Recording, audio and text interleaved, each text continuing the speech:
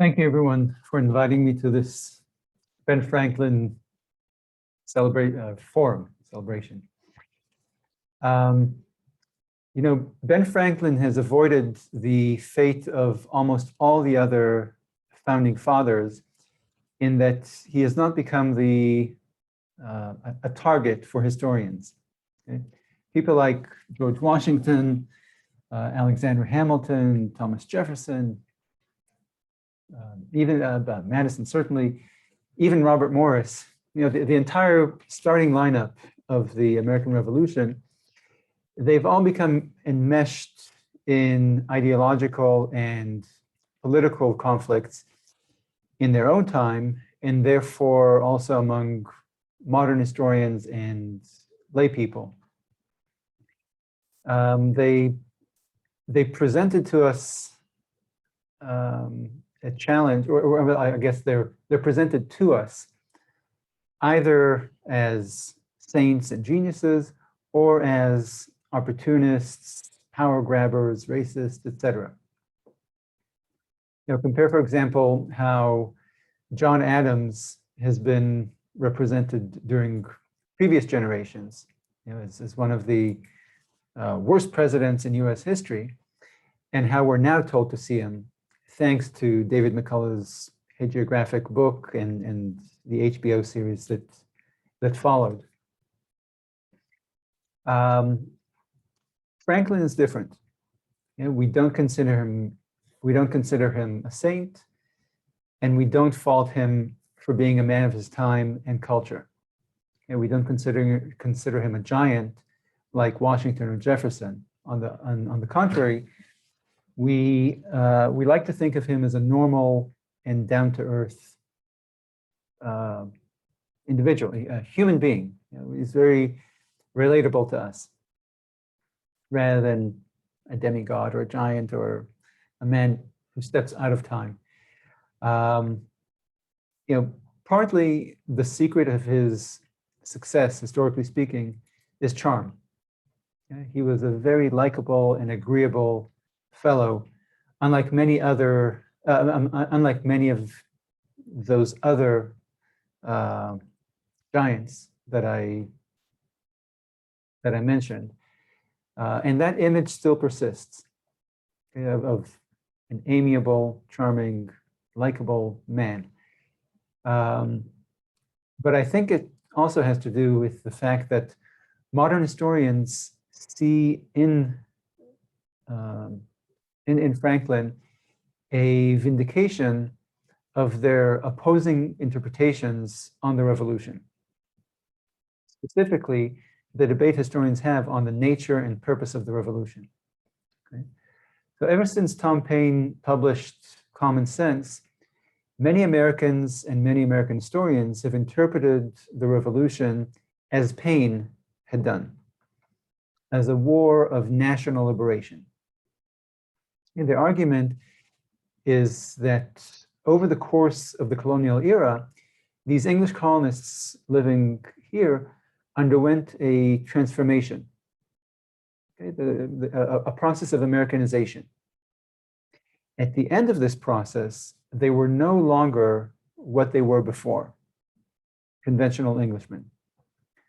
Rather, they had become something different, a new national group with uniquely American ideals, uniquely American culture, American values. And in this narrative, the revolution of 1776 was merely the formal culmination of the real revolution, which had the real revolution that had occurred in the hearts and minds of Americans during the course of the 17th and 18th centuries. Okay, so the real revolution, and the one in the hearts and minds, had taken place gradually throughout the colonial era, step by step by step. It was a gradual revolution in mentality, in values, and political culture among the people who lived here, as they transformed from English to Americans, from conventional Englishmen to the different creature called an American. Other historians, this is a minority report, minority opinion, other historians argue that this was not a war of national liberation, that Americans were not and did not see themselves, they were not, that Americans were conventional Englishmen and they saw themselves as conventional Englishmen. They were not distinct from those other Englishmen across the ocean. Okay? These historians argue that Americans did not see themselves as connected to one another by some bond, through a bond of nationhood before shots were fired in 1776 or before the Declaration of Independence in 76. Before shots were fired in 75 or the Declaration of Independence in 76. These historians, including the one telling you this right now, these historians claim that this was more of a conservative revolution in the sense that it meant to conserve the status quo. It was a preserve, I guess, preservative.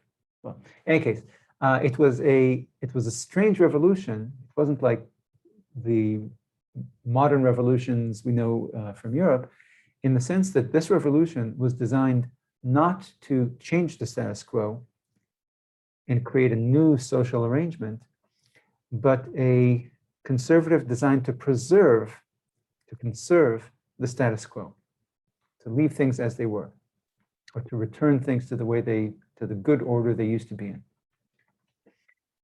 So these two groups of historians see this event as they see it completely differently. In fact, they even date the revolution differently. That first group, as I mentioned, see the revolution as a very long and very slow process. Okay, they see the revolution, again, this gradual transformation in the hearts and minds of English colonists here, as beginning very early in the colonial era and ending long after, well, not long, but after the War of Independence was over. They see the ending of the revolution with the ratification of the federal Constitution, okay, which formed a national state for the American people as a whole.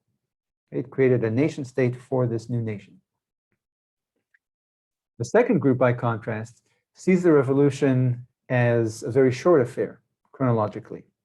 It started in the 1760s, at the end of the French and Indian War, so with the Sugar Act, Stamp Act, and everything else, and it ended with in 1783 with the end of the War of Independence, maybe the ratification of America's first Constitution, the Articles of Confederation. It was a very loose. It wasn't a national state, nation state for a new nation, but rather it's a kind of war council. It's a very loose confederation of independent states, all of which retained full sovereignty. Okay, so it's a coalition of independent and sovereign states. Okay, so these historians see the revolution differently. They date the revolution differently, and they see the end result, and this is reflected by what they see as the end result of the revolution. Articles of Confederation, and that kind of political structure versus the federal Constitution with that kind of national structure. Now you have to remember that these people living here in the mid-18th century had perhaps the most comfortable living standards and lowest taxation rates in the Western world. Their trade was protected by the strongest navy in the history of the world. Their borders were protected by the empire. And through London, they had access to the biggest marketplace in world history. So it's legitimate to ask, why would these people, of all people, put all this on the line and take on the greatest military power in the world, or maybe in world history even? It's like if you think of the state of Ohio taking on the United States of America for supremacy in North America. Okay, it's a bit baffling, which is why we still today, quite a long time after the fact, we still get a steady and growing stream of books published on the revolution every year, 250 years after the fact. So I think we're so fascinated by the revolution because it's weird. Okay, it's inexplicable why they would want to change the system that has been so good to them. Okay, and I think we're so fascinated by this incongruity, because the story we're told, we have been told, doesn't really make perfect sense to us. And the two answers that are offered to this problem are, first, or again, the one answer is that the colonists had become Americans in their thoughts and beliefs and values. And therefore, they wanted to change the system in order to reflect their new ways of thinking, their new political philosophy, their new habits of governance, their new habits of life. Okay. And in the second answer, so that's the answer that the first group of historians give. The second answer given by the second group of historians is that the colonists were traditionalists. They were conventional and backward-looking Englishmen who were happy to stick with the status quo. They did not change the status quo. Rather, the British government was initiating changes in the way the empire was structured and the way that colonists lived. Okay. And so they launched a revolution to resist changes to the system. Okay. So that the second answer embraces that question. Okay. Yes, of course, these settlers do not want to change the system. The system is good to them. Parliament wants to change the system, and that's why Americans were pushing back. Okay.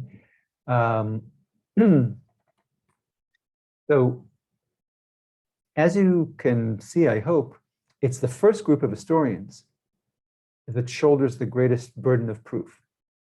Okay. They have to show that these Englishmen in America, who did not show intercolonial solidarity or camaraderie or mutual support during the colonial wars of the late 17th and early 18th centuries, had between then and now, at some point during the mid-18th century, these colonists had developed a national consciousness, a national solidarity across regions, across colonial borders, across class divisions, across denominational, religious divisions.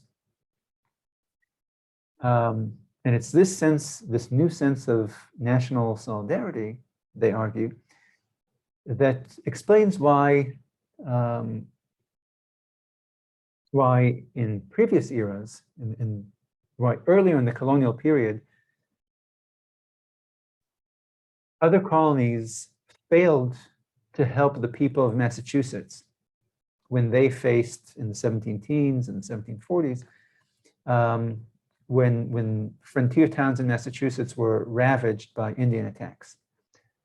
But in 1774, other colonies came to the aid of Massachusetts when Britain imposed the coercive or intolerable acts on Massachusetts. Yeah, so these historians claim that during these intervening generations or generation, a kind of a sense of camaraderie, a a familial feeling or a sense of nationhood was forged among American colonists. And they explain how this happened. Demographic mobility, people moving from place to place, and that created bonds that transcended region and denominations and class. They point to the Great Awakening as a force that brought Americans of different regions, different walks of life, different religious backgrounds under one tent, literally, in those revivals. And thanks to just common cultural and cultural habits of life that formed in North America and were shared by all these people. The Albany Congress and Ben Franklin's Plan of Union, released by, kind of forged in that Congress and released to the colonies, plays an important role in this argument, in the arguments of both sides, both groups of historians. Now, for those who don't know, the Albany Congress convened in Albany. It convened in the summer of 1754 as the western and northern frontiers were heating up before the official outbreak of the French and Indian War. It seated delegates from the middle and northern colonies, as far south as Maryland, and they came together to discuss matters of common concern, which primarily, again, given the fear of an upcoming war, they discussed primarily Indian relations, Indian diplomacy, and frontier defense against the French and their Indian allies. Ben Franklin, who represented Pennsylvania in the Congress, proposed his famous Albany Plan. And it was supported, the part of the PR campaign for it was that famous propaganda cartoon of the snake chopped up into 12 or 13 different pieces with the caption, "Unite or die," okay? Or "Join or die," sorry. So it was the Albany Plan and the Albany Congress, and through this cartoon and their other outreach to the colonies, called for forming a governing body over the American colonies, over and above the American colonies. This government would be headed by a president of the United Colonies of America, and a president general of the United Colonies of America, and a deliberative representative assembly, what we would today call the Congress, composed of delegates from the different colonies, just like our House of Representatives today. And this government, this American government, would be empowered to deal with matters of common concern, like intercolonial commerce, like Indian relations, like common defense, westward expansion. And moreover, this government would have the right, the authority to tax the colonies in order to finance its operations. Okay? So you can already guess, I think, where this proposal is headed. So, according to some historians, those who argue for this emerging American nationhood, American sense, kind of a uniquely an American character, an American identity, to them, the Albany Congress, the Albany Plan indicates that the colonists were already thinking in terms that they were already thinking of and tinkering with plans of union, plans to create some sort of thing called America, an American Union, 20 years before the American Revolution. Okay, so they see that they see in the Albany Plan that these colonists were thinking about what connected them with one another, the common interests and common concerns and common values that they shared. They were looking beyond their colonial borders and looked for support from their fellow Americans. And they saw their security and prosperity tied to some sort of continental union between the different colonies, as that famous cartoon implores. Okay. Now, what's lost in, and so again, this is exactly that generational shift in American mentality that I pointed to earlier, that we see earlier in the colonial period, in the 17th and early 18th century, that that we don't see this kind of camaraderie, sense of nationhood, shared interests, shared future, and cooperation and sticking up for one another or coming to the aid of one another in this kind of volunteerism. Whereas by the 1760s and 70s, we do see it. Okay? And here's the Albany Plan, exactly in between the early 18th century and the late 18th century, showing that here you see them tinkering, thinking about some sort of union and cooperation and looking beyond one's borders and seeing a shared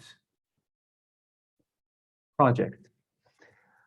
But what's lost in this rush to see the Albany Plan of Union as a precursor to the United States, and specifically to the federal Constitution, to the second Constitution, is that the Albany Congress was convened not by any of the colonies, but by the Board of Trade in London. Okay? This was a British initiative rather than a grassroots American movement. Ben Franklin, who was an avid Anglophile, an avid booster of the empire.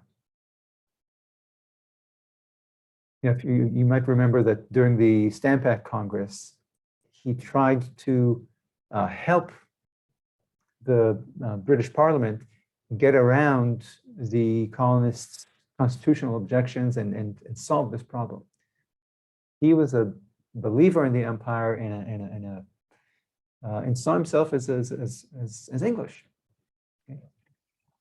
So Ben Franklin definitely saw his plan of union, as a way to strengthen ties to Britain and to integrate the colonies into the fabric of the empire. Moreover, Franklin's plan of union, which was approved by the delegates in Albany, was rejected by each one of the colonial assemblies. The assemblies representing the colonists were not interested in an American government coordinating the policies of the different colonies and having jurisdiction over them and within them, within the colonies. They were not, they guarded their authority jealously against Parliament, as we know from the next 20 years, and against this would-be American government.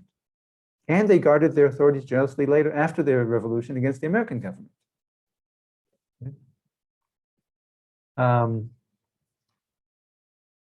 As when I was writing this talk, I conducted a thoroughly unscientific survey. I hit Albany Plan on Google and on Google and Google Books to see how it is represented to American readers. And here's a representative sample of this, again, unscientific survey. These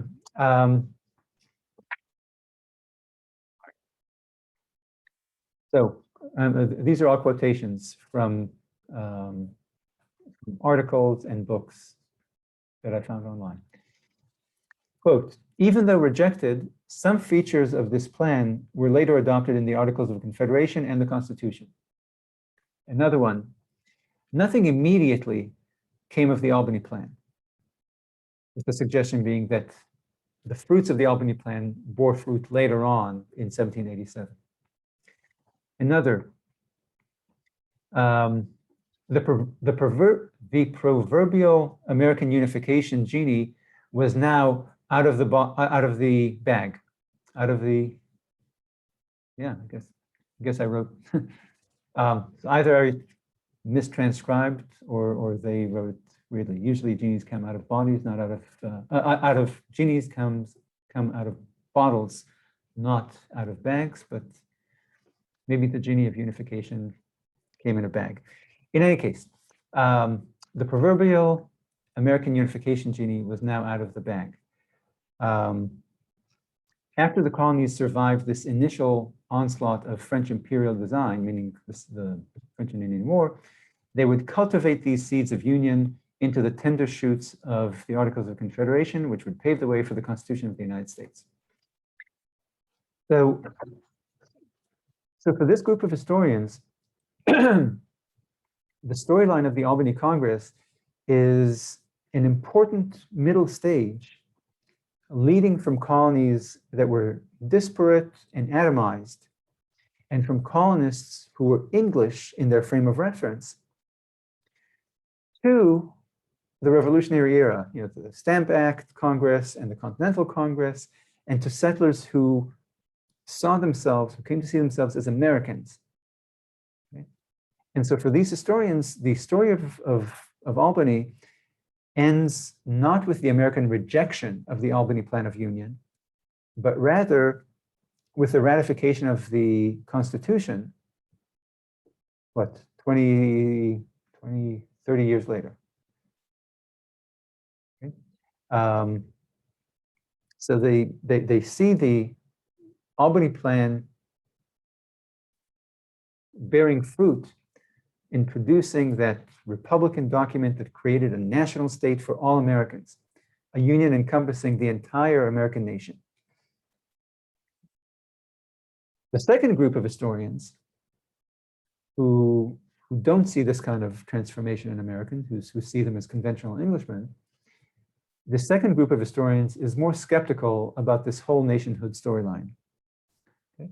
So instead of highlighting change during the colonial era, they point to continuity. The colonists were traditionalists. They were provincial. They weren't continental in their outlook or national. They saw themselves living in their province. That was their frame of reference. Okay? And they did not have an emotional national bond with fellow Americans prior to the Revolutionary crisis. So for these historians, a sense of American nationhood was a product of the war, not a precursor of the war, not a reason for the war. Which is why these historians start the story of the Albany Congress by pointing to its London roots, or London origins in the Board of Trade, and they end the story not 30 years later with the Constitution, but immediately in 1754, highlighting its rejection by all the colonies and by the colonists who lived in these colonies. Okay? Likewise, as I explained earlier, this group of historians ends the story of the Revolution not with the federal Constitution, but with the ratification of the Articles of Confederation,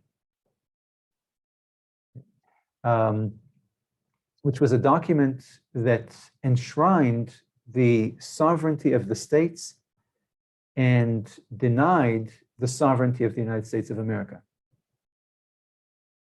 The Articles set up a governmental system that replicated the imperial structure of a weak central government and strong local governments, strong local colonies that govern themselves. Okay? The British Empire, the status quo that the colonies tried to preserve was that status quo of salutary neglect, what's called, in which the colonies enjoyed a great deal of autonomy and self-government from the central government in London. Okay. And in the 1760s, Parliament tried to change that. Okay. Now, I don't mean to suggest that, I don't mean to suggest, and I don't think it even in private, that those historians with whom I disagree are wrong or don't know what they're talking about. I'm not trying to convince you to not buy their books or to not believe them. There are many historians who are more famous and more accomplished and more knowledgeable than I am, who uphold that other interpretation. It's a matter of perspective, but it's a matter of what the preponderance of evidence is. You know, there's certainly evidence that you can use to support this interpretation or that interpretation, and historians wind up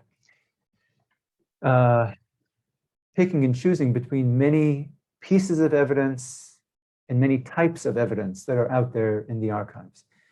So it's a debate and it's ongoing.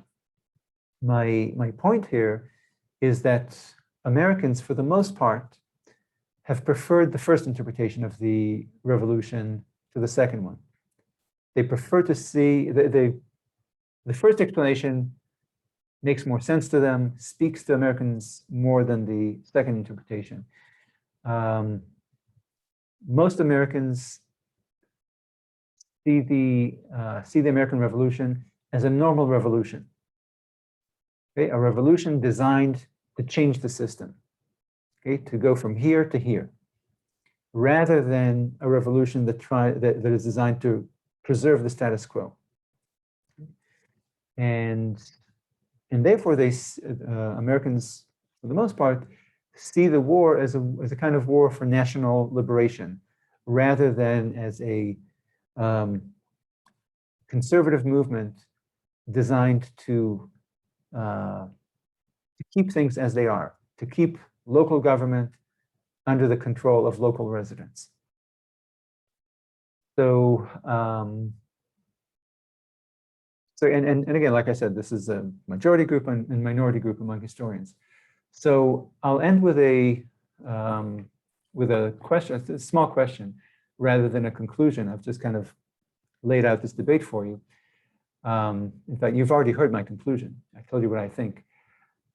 So as people who grew up, as Americans who grew up here and are a product of this culture and this educational system, why do you think that this first explanation is more believable to Americans, more attractive, or more, well, makes better sense to Americans? Why do you think the first interpretation rings truer to most Americans, whether historians or lay people? Let me just open the chat.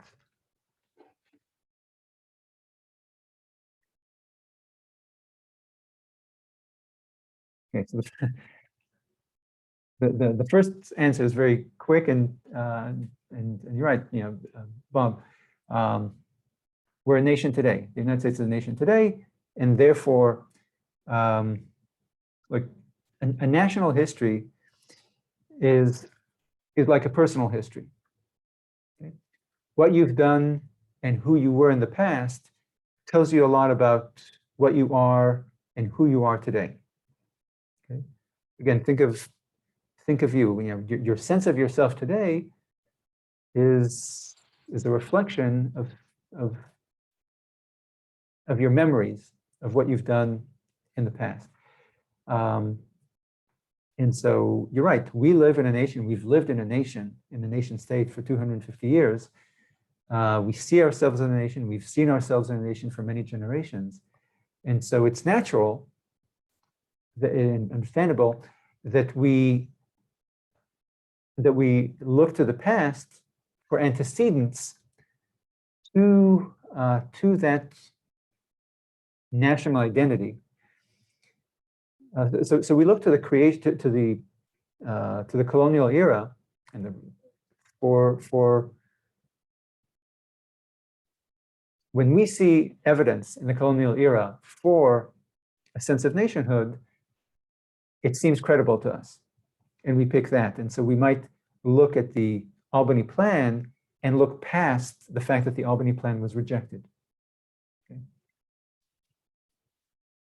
And the other comments.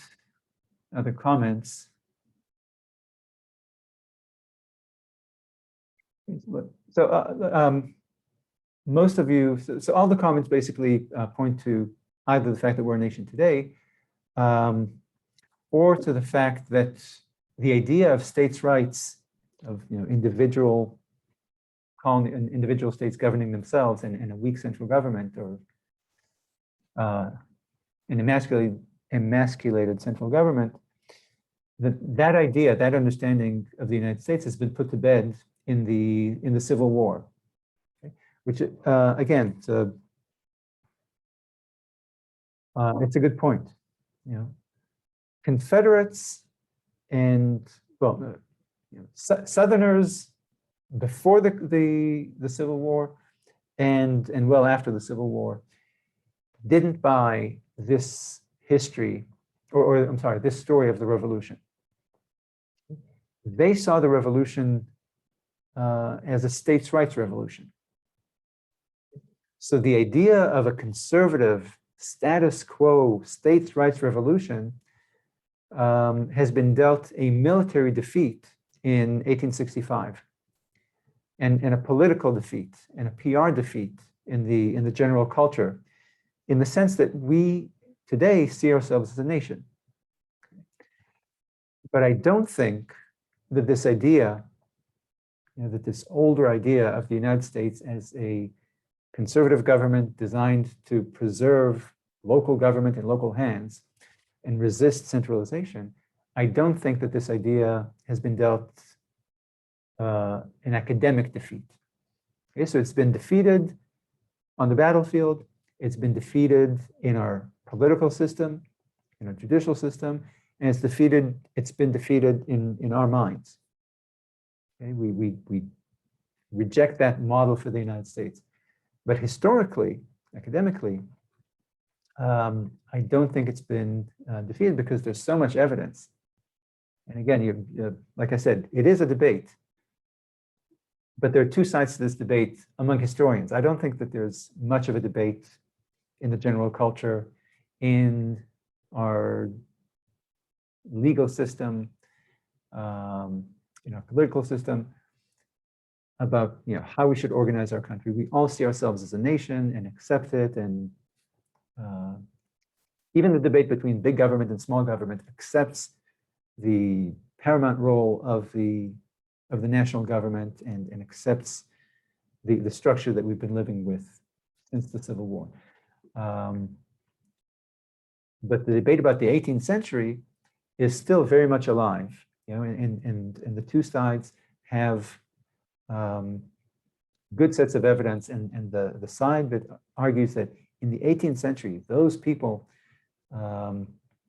saw their revolution as a status quo revolution, still have good sources or evidence to support their claim. Again, it's not conclusive. I mean, they haven't convinced their opponents, but their opponents haven't won the debate either. It's ongoing. Thank you very much for inviting me, and good luck with your project. Bye-bye.